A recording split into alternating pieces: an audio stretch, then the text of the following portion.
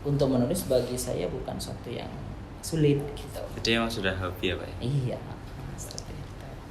Bagi saya kalau memang orang-orang itu memang orang yang gemar menulis, nggak ngaruh mau itu. Ya, kita kembali bersama YTTA ya teman-teman ya. Di sini kita sudah kedatangan tamu spesial yang kita undang datang jauh-jauh dari Pamekasan, Madura, yaitu Pak Syihabuddin, dosen mata kuliah kami Public Speaking.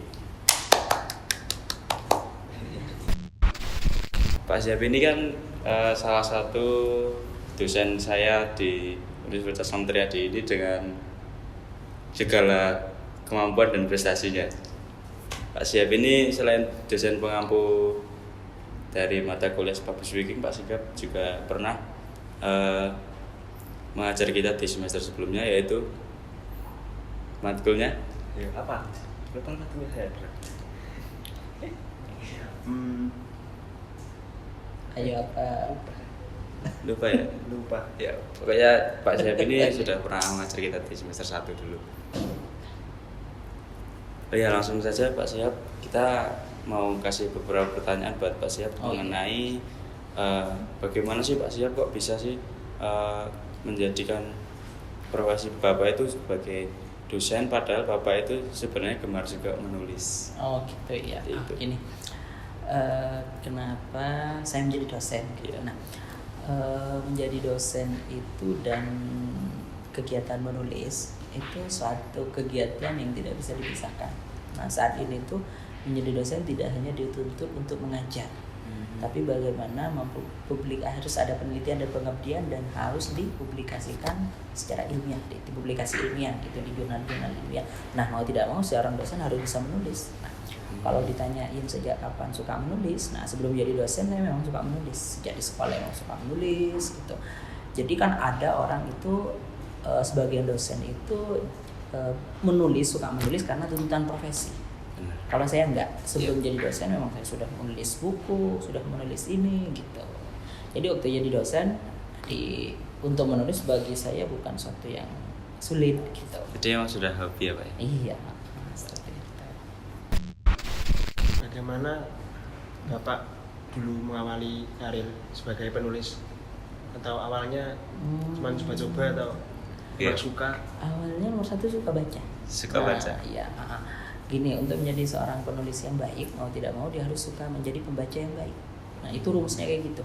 Sama dengan orang yang suka ingin jadi seorang fotografer yang handal, mau tidak mau dia harus sering melihat foto-foto karya orang lain. Iya, benar. Nah, iya. Mencontoh. Iya, mencontoh. Bagaimana kalau sama dengan orang yang ingin menjadi seorang pembicara atau penyanyi yang baik, mau tidak mau harus sering mendengarkan lagu-lagu dan mendengar orang-orang berbicara. Itu rumusnya seperti itu. Karena dari situ kita bisa mencontoh. Nah, kalau saya memang hobi membaca karena memang suka menuliskan gagasan-gagasan yang ada di pikiran saya, seperti itu, pengetahuan gitu. Soalnya seperti itu. Tapi kalau di era yang sekarang ini kan era namanya Gen Z ya, Iya. Gen Z apa sih ya? Di sini kan udah jarang banget gitu anak-anak muda itu suka membaca buku. Mereka lebih suka ya lihat gadget atau kegiatan-kegiatan yang lainnya. Buku pun sekarang udah ada di HP. Bener banget. Bukan Itu fisik. Menurut Bapak sebagai penulis itu termasuk kemajuan atau juga Menurut saya itu malah kemajuan gini. kemajuan? Ini buku kan sekarang ada dua. Iya. Ada buku secara fisik, ada buku secara digital. Nah, seorang penulis tidak akan dirugikan karena dengan seperti ini buku saya selain diterbitkan secara cetak juga diterbitkan secara digital. Jadi terserah orang mau membaca secara fisiknya atau secara digitalnya, terserah. Gitu. Ada memang orang yang lebih suka baca secara fisik, buku secara fisik karena akan fokus. Iya. Fokus pada ininya.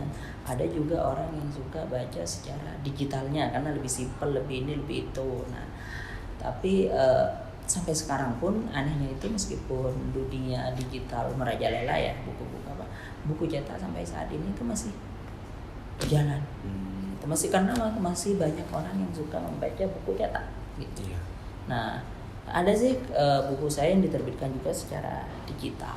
Jadi kalau jadi penulis itu bagi saya kalau memang orang-orang itu memang orang yang gemar menulis nggak ngaruh mau itu terbitkan secara cetak atau secara digital, nggak ngaruh. Jadi bagi penulis sama aja. Iya sama, ya nggak ada ngaruh, makan lebih enak, makan karya kita lebih kenal di banyak orang lain. Iya banget. Lagian kalau membaca buku itu enaknya kalau yang menurut saya emang nggak suka membaca buku, tapi kalau saya jadi pembaca juga lebih enak sambil bolak-balik. Kan ada kan orang yang seneng sama covernya, sama udah cinta banget sama buku kan, udah ya gimana lah pokoknya dia seneng banget lah bolak-balik buku, tangannya udah sama pandangannya udah kita fokus gitu. Kita kalau kita baca di ini tiba-tiba ada WhatsApp masuk, aduh udah nggak fokus ini itu betul. Suka banget ya kendalanya pasti itu. Ada kelebihan dan kekurangan. Biasanya kita ya udah kalau saya membaca referensi di internet itu kadang ya udah muncul apa, kadang iklan, aduh malah nggak fokus, malah jadi ikutin iklannya nggak jadi buku. Iya, semuanya ada plus minusnya gitu. Kalau buku cetak itu kan memang kadang apa ya ribetnya kan dibawa kemana-mana gitu, tapi ada kelebihan kekurangannya masing-masing. Oh iya Pak, biasanya penulis itu kan punya inspirasi ya Pak buat menulis bukunya. Ya. Inspirasi Bapak apa Pak? Apa ya, maksud saya banyak sih gitu kan. Kalau dalam ilmu komunikasi itu saya menyukai bukunya Prof. Deddy Mulyana itu yang guru besar Universitas Pajajaran gitu, Unpad Bandung, itu bagus, bukunya banyak sekali dan menurut saya bahasa yang beliau tulis itu bahasanya renyah, enak. Mudah dipahami. Nah itu kan memang tugas seorang komunikasi, tugas bagaimana menyampaikan pesan secara enak. Jadi buku-buku komunikasi itu beda dengan buku-buku lain gitu, ilmiah tapi enak dibaca gitu. Jadi nggak harus yang mengkerut gitu, buku ilmiah nggak harus mengkerut gitu. Itu yang saya suka dari Prof. Deddy Mulyana. Kalau buku, saya juga sebenarnya suka baca novel apa gitu. Saya dulu itu suka, sekarang udah jarang ya baca novel. Nggak sering dulu itu sering baca kayak Andrea Hirata gitu kan, Terelie itu suka. Itu saya baca juga Pak, Terelie itu. Sering baca? Ya dulu pas SMP. Dulu kan SMP saya di asrama. Asrama? Iya.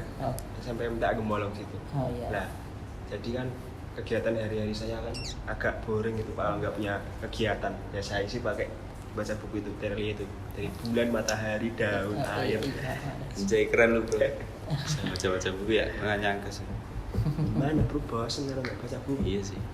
Iya. Terus kalau Asia sendiri kan udah merilis beberapa buku yang kaitannya tentang ilmu komunikasi. Cuma itu berarti kan belum ada cerita kayak penulisan dari Pak Syihab yang berupa fiksi atau karang dari Pak Syihab sendiri. Ada rencana?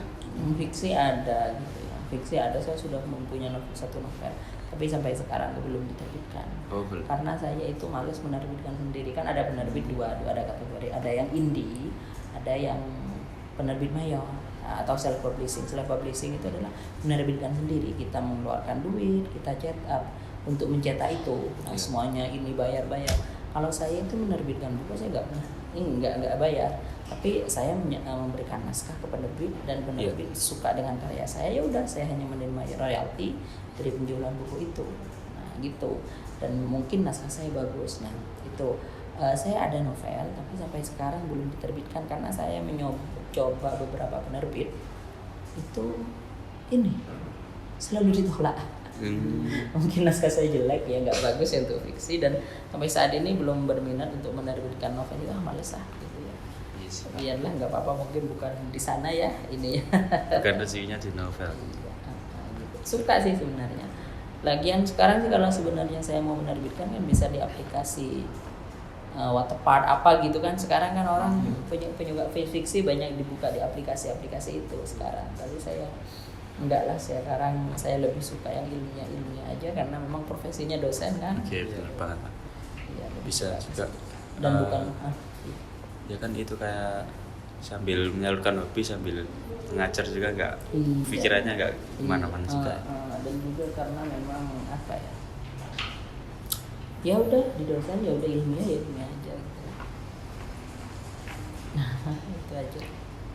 Sejauh ini Pak Siap merasa kesulitan enggak Pak membagi waktu antara menulis dan mengajar sebagai dosen? Enggak sulit.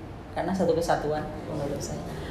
Dosen harus menulis setiap tahunnya kan harus ada penelitian, pengabdian itu harus nulis kan. Nah, terus bikin buku dan sebagainya itu satu kesatuan. Jadi ya kalau memang dosen benar-benar dosen juga harus seorang penulis, seorang peneliti dan sebagainya. Jadi nggak ada pekerjaan satu kesatuan. Iya sih, lebih ke satu itu lebih enak, jadi pemikirannya juga nggak terlalu luas. Saya itu juga dulu seperti itu kan, saya juga kuliah di pengennya tuh seperti apa yang saya kerjakan sekarang. Kan saya itu bekerja di itu Pak, seperti Telkom. Maksudnya seperti masang wifi, terus kita kan di sana belajar jaringan internet. Sebenarnya pengen kuliah dulu itu juga di situ, bagian situ, tapi ya agak menyangkut komunikasi, jadi nggak apa-apa lah ya. Kuliah di ilmu komunikasi sambil belajar sambil menambah, tapi juga nggak jauh-jauh banget. Enak banget ya situ. Iya, kita apa ya? Kita itu gini, sesuatu yang menyenangkan itu adalah jika kita mengerjakan sesuatu yang hobi kita tapi dibayar. Hobi yang dibayar itu sesuatu yang saya itu menyenangkan. Pekerjaan yang sangat menyenangkan.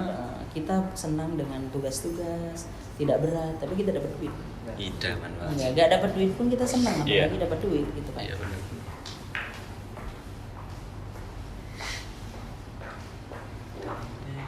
Oke, terus lanjut.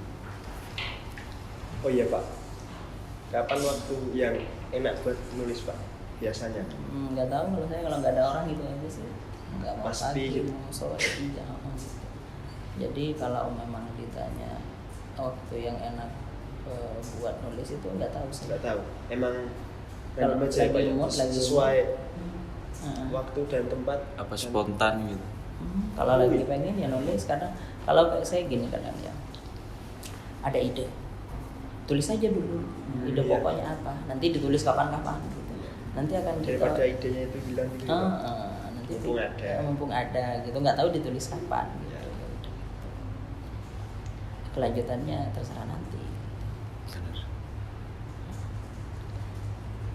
Punya tujuan tertentu nggak Pak menulis buku itu? Atau yang lebih apa gitu Pak? Buat mengedukasi orang atau apa?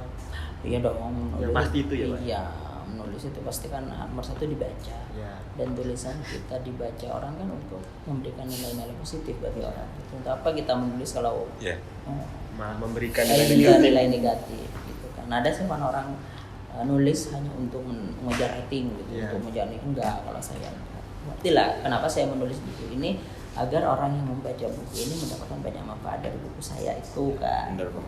Itu yang jadi ini. Itu juga hal yang memotivasi Bapak Ya, banyak juga ya. tuh tentunya itu juga salah satu Bisa motivasinya di sini. kasih orang lain memberi nilai positif. Dari motivasi pada orang lain tentunya. Makanya senang kalau buku saya itu banyak yang beli, senang. Iya. Jadi memberikan banyak ini. Sejujurnya sampai sekarang saat ini saya nggak pernah menjual buku saya. Yang jual adalah penerbit. Saya kan hanya penulis. Iya. Kira-kira Pak Sip itu udah menerbitkan berapa buku? Bukan menerbitkan ya, tapi lebih tepatnya menulis berapa buku yang diterbitkan? Iya. Ada berapa buku? Banyak. Gua tahu saya nggak ngitung. Udah dari tahun berapa itu Pak? Tahun kapan pertama kali nulis buku? Ya lupa, 2015 atau 2016 gitu. Lupa. Kalau dulu kan saya hanya nulisnya nggak di koran-koran gitu kan. Oh iya, ada. Nulis di koran, di majalah-majalah, dulu akhirnya jadilah buku-buku, terus pada waktu nulis jurnal gitu. Jadi kalau saya kalau disuruh nulis saja gitu. Maksudnya kalau nggak spesifik pada apa gitu, penting nulis gitu. Kalau tapi sebagai dosen mau tidak mau saya harus menulis jurnal tiap tahunnya gitu. Iya. Di artikel ilmi itu wajib gitu. 1 tahun berapa gitu. Kalau buku kan ya buku juga gitu. Intinya nulis. Berarti dulu itu sebelum diterima sama penerbit, jadi karya Pak Sip itu udah kirimkan beberapa atau langsung pertama kalinya itu perdananya? Dulu sih ada naskah ditolak gitu ya, karena memang Iya. waktu itu saya belum bagus gitu Iya. kan, ditolak nggak apa-apa, nggak putus asa, Bagian dari sering proses Nggak Pak. menyerah ya. bikin lagi gitu. Ada yang beberapa naskah itu langsung diterima penerbit, ada ditolak penerbit, dikirim ke penerbit lain, diterima gitu. Iya. Kembali lagi bersama kita YTTA Talk Show. Yang talk show aja, ya gak Gu? Yoi. Ya masih bersama tamu kesayangan kita, bintang tamu yang spektakuler, dosen yang ya Inspiratif. inspiratif Yo, sekali iya, dan tuh. digemari banyak anak muda. Iya, banyak fansnya sih, kayak followersnya di Instagram Pak Sihab, cakep banget. Luar biasa Pak Sihab ya. Ayo follow kalian Bagus. semua. Jangan lupa follow Pak Sihab guys. Dijamin Teman-teman ya. memotivasi. Oke, sebelum kita lanjutkan ke pertanyaan-pertanyaan berikutnya dan ngobrol bersama Pak Sihab ini, kita juga selain live di YouTube kita YTTA Talk Show, kita juga ada di TikTok dan di Instagram. Bagi teman-teman juga yang ingin bertanya bisa lewat Instagram kita ya, kirim di DM. Instagram kita apa? YTTA underscore talk show yang talk show aja. Yang talk show aja. Kalau ada pertanyaan bisa ditaruh di DM atau kolom komentar. Ya. Nanti kita jawab di sini. Baik, oke, kita lanjut sama Pak Sihab. Ya udah, santai dulu Pak Sihab ya. Kita nggak boleh tegang di sini. Kita ya ini bukan talk show yang Formal-formal banget. formal Pak. Yang los-los aja. Oh ya, kalau itu Pak Sihab dulu itu pertama sebelum ngajar di Unisi itu emang apa udah ngajar langsung di Unisi atau Iya. sebelumnya? Sebelumnya saya memang sudah jadi dosen Ya, di Universitas Muhammadiyah Magelang sana. Magelang ya. Sebelumnya saya juga pernah jadi guru, jadi memang nggak tahu ya, profesi saya dari dulu itu kenapa kok nggak jauh-jauh dari dunia pendidikan ya, karena saya itu nggak tahu kenapa. Padahal saya itu waktu kuliah bilang aku kenapa saya mengambil ilmu komunikasi, karena saya nggak ingin jadi guru. Tapi profesi saya itu nggak pernah jauh-jauh dari dunia pendidik gitu. Benar. Nggak tahu, karena saya apa ya, merasa saya itu nggak pantas mendidik orang gitu kan, merasa saya terlalu ini menurut saya. Tapi ya mungkin jalannya di sini mau gimana lagi. Iya Pak. Bisa dikatakan kemakan omongan waktu itu, waktu di SMA itu saya bilang aku nggak mau jadi guru sih. Gitu. Jadi saya ngambil prodi ilmu komunikasi biar nggak jadi guru. Saya pengennya jadi PR. Pengennya jadi apa ya, dunia komunikasi. Tapi orang tuh pengen saya jadi dosen sekolah lagi S2, jadi dosen, jadi gitu. Dan sebelumnya saya jadi dosen, saya pernah ngajar jadi guru, jadi nggak pernah jauh-jauh dari dunia jadi guru. Di mana-mana mendidik orang. Iya, dulu dosen kan juga guru. Iya, Nah, benar banget. meskipun nggak sespesifik kayak ini, kayak guru-guru di SD, SMP, SMA gitu kan.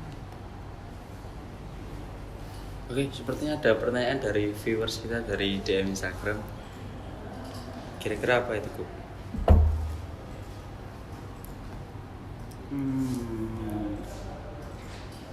Dari Pramudia ALP. Gini Pak, pertanyaannya. Tadi kan Bapak bilang menulis dan menjadi dosen itu satu kesatuan ya Pak. Dan menulis pun sudah menjadi hobi Bapak. Tapi pernah nggak Pak, dalam suatu waktu Bapak merasa lelah dan ingin istirahat dari menulis? Kalau dosen kan emang sudah profesi, masa malah istirahat. Tapi dari menulis ini Pak ingin istirahat, dan mungkin jika benar-benar lelah, apa yang Bapak lakukan ketika lelah atau yang bisa membangkitkan semangat Bapak lagi?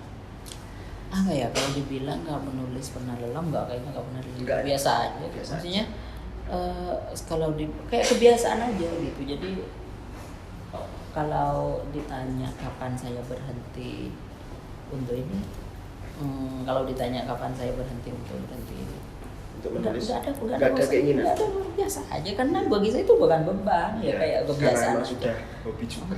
Iya, berhentinya aja karena ini aja, karena nggak bisa pegang laptop itu aja. Karena kecelakaan aja. Kalau nggak ini ya, kalau ada ide ya kita tulis gitu. Jadi bukan, karena bagi saya bukan sesuatu yang memberatkan, jadi nggak pernah lelah gitu, santai aja gitu aja. Ya kayak lu itu kan, lu kan suka skate ya. Ya udah gitu aja lah, nggak pernah lelah. walaupun lu udah Karena udah senang kali. juga. Iya, betul. biasa aja. Mau Udah ngerobekin berapa jatuh bangun celana. jatuh bangun tetap Beli bisa. celana ini kerja apa kok celana? Iya kan main skate kan kadang jatuh-jatuh Oh gitu. kok Pak. ini bisa skate ini? Iya pak, sering Gitu. main pak di skatepark, di bendungan. Di mana? Di Bendungan Tirtonadi. Iya, yang di tribun itu pak. Yang di sebelah sana. Iya, yang di tangga-tangga. Itu sering di situ. Sering di Apa situ. biasanya ke sana? Iya, kalau mood sih pak. Apa? Kalau mood, kalau pengen terus cuacanya cerah, sendirinya bagus sambil detail 420. Iya. Tuh. Pernah jatuh, pernah patah tuh? Nek patah, alhamdulillah Enggak. jangan sampai pak. Cuman engkel gini dulu pak. Gini. Iya. Itu menurut saya yang paling parah. Soalnya sampai 2 minggu jalan nggak pernah, terus nggak sekat juga waktu itu. Bener-bener sakit. Sampai tak pijetin, ketika pijet. Berarti emang kayak gitu-gitu aja kayak semua hobi itu emang ada resikonya. Iya. Walaupun jatuh bangun berulang kali, kalau namanya seneng ya gimana lagi. Iya, karena bukan beban, Iya. bukan beban, bukan apa, bukan. Ya udah kayak apa ya, ya udah kayak kita setiap hari kayak ngomong gitu, ya udah ngomong aja gitu kayak kita nulis, ya udah gitu aja.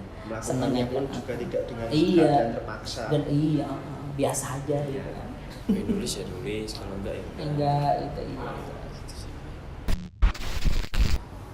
Oh, ada yang tanya dari ini Mbak Cika _PN. Apa mas pertanyaannya? Pertanyaannya, Pak Siap sudah menikah apa belum? Wah, pertanyaan yang bagus. Ini mesti dari mahasiswanya sendiri. Ini Iya, pasti Pak. Mbak Cika ini mahasiswanya Pak Siap. Saat ini salah satu. Ya, bener banget. Ini mahasiswanya Pak Siap. Gimana tuh Pak? Belum. Pertanyaan. Belum pak. Oh, belum. Oh ya, dari Mbak Cika udah dijawab ya langsung ya, singkat. Dari Pak Siap belum ternyata. Ada tambahan dari saya kapan pak rencananya pak? Enggak tahu. Kata gini ya, saya itu ini atau sebab ya bukan tipe orang yang harus gini usia segini enggak. Iya. Ya udah hidup mengalir aja, yang penting saya nyaman, saya enggak mengganggu hidup orang gitu aja sih. Gak merugikan orang lain Asik. juga. Ingin menggugurkan orang lain juga, dan saya bukan orang yang apa ya. Ya udah inilah hidup saya. Tapi kalau mau nikah ya pasti, keinginan pasti, tapi kalau dalam waktu dekat kayaknya enggak. Masih chill dan enjoy banget di Iya, ini kehidupan nikmati sekarang. hidup. Ya, nikmati dulu sih gak apa-apa pak. Iya, iya, dan saya tidak pernah melarang orang mau nikah muda, mau nikah usia kapan. Yang penting hidup orang itu siap gitu aja gitu. Karena kalau saya sendiri karena belum siap. Iya. Gitu aja. Yang penting mau usia kapanpun, mau sambil jadi mahasiswa Iya. sambil menikah, oke. Abangnya nggak apa-apa gitu, mau nikah usia 40 nggak apa-apa, terserah. Itu bagi saya gitu sih ya, nggak terlalu ini, asalkan setiap hari itu positif gitu, nggak ganggu orang, nggak gini. Setuju sih. Nggak- Sama. gitu. Yang penting Nggak aneh-aneh. bukan orang lain. Nah, ya, tapi kan kalau memang karena memang kebetulan orang saya juga orang tua saya nggak nanya-nanya sih gitu. Kalau ya, tapi kalau orang tua yang memang nanya, ya orang tua misal orang tua kalian ini kadang kalian saya ya udah ikuti aja gitu. Iya, Mbak Cika emang kepo banget ya. Gue banget ya, padahal udah punya pacar ya. Enggak. Kepo banget ya sama Pak Siap. Ya gitulah teman-teman ya. Sekedar inspirasi buat kita semua. Pak Siap ini memang dosen yang patut kita jadikan inspiratif. Termasuk memotivasi anak muda. Bener banget. Dia yang selain tadi bisa mengajar, bisa membagi waktu buat itu, menulis, menyempatkan diri juga. Maksudnya menjalani hidupnya santai, enjoy aja. Kita nggak perlu dengerin tekanan-tekanan dari luar yang membuat kita itu down, yang membuat kita itu berambisi untuk mendapatkan suatu apa yang harus kita capai di masa depan. Jangan Kita harus hidup kayak dengan gitu. memenuhi ekspektasi orang lain. Nah, betul. Kita harus jadi diri kita sendiri, Betul. menikmati. Kok setuju saya? Karena gini, banyak orang itu hidup karena mengikuti ekspektasi orang Iya, sehingga Pak. dirinya nggak bahagia. Iya, gitu. bahagia. Nggak menyesuaikan sama dirinya sendiri, malah mengikuti orang Orang lain. lain malah nggak bahagia. Yang penting kita bahagia gitu aja dengan pilihan hidup Dilakukannya kita. aja, nggak usah terlalu terpengaruh. Betapa kita menjalani hidup untuk menuruti gengsi orang lain. Kita nggak perlu Sulit. ikuti mereka. Jadilah diri sendiri. Yang penting nggak ngerugikan orang. Itu aja. Bener iya pak. Ya kalau malah kita bahagia tapi merugikan orang lain juga nggak bagus itu. Apalagi merugikan keluarga kita dan orang tua, aduh itu malah nggak bagus. Oh iya pak. Berarti sekarang pas keadaan tangan pasien masih begini, Sudah istirahat nulis dulu Pak. Iya, bapaknya begitu juga. Enggak, cuman kalau memang ada sesuatu yang memang dikerjakan ya dikerjakan, tapi pelan-pelan. Tapi kurang enak ya. Nggak enak. Nggak enak. Ada kemangnya, gimana tak kemang itu tapi tak biarin. Kemangnya nyatu tadi merasa. Ada sih beberapa ini yang ya kadang memang ada sesuatu yang harus dikerjakan. Kalau Mas nulis VN aja, Pak. VN aja kalau Mas nulis voice note. Enggak. Ide dia di voice note.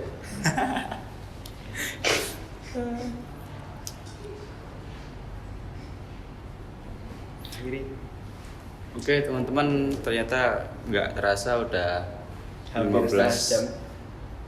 15 apa setengah jam ya? Nggak tahu juga. Udah. Oh iya, hampir 20 menit kita berbincang-bincang asik bersama Pak Siap kita yang cakep banget ini, guys. Teman-teman, sobat YTTA. Doakan Pak Siap ya guys. Semoga cepat sembuh dan bisa menulis lagi dengan lancar. Yes, benar banget. Kita nggak sabar nunggu Pak Siap buat menerbitkan buku-buku terbarunya tentang ilmu Yo. komunikasi. Oke. Ya udah apa ya? Udah apa ya? Aduh nggak bisa ngakhirin nih. Ya udah. Ada ya. Akhirin dong. Ya gimana ya kok mengakhiri? Soalnya masih cinta gue nggak bisa. Sulit. Iya sulit. Kita tuh udah selamat sama YTTA ini. Jangan lupa ya, komen, like, and subscribe dan dukung kita selalu lewat media-media yang YouTube, TikTok dan kita gunakan ya. Instagram. YTTA_Talkshow selalu menyediakan tontonan yang selalu menginspirasi dan tentunya kekinian. Memotivasi. Kita nggak bakal ketinggalan.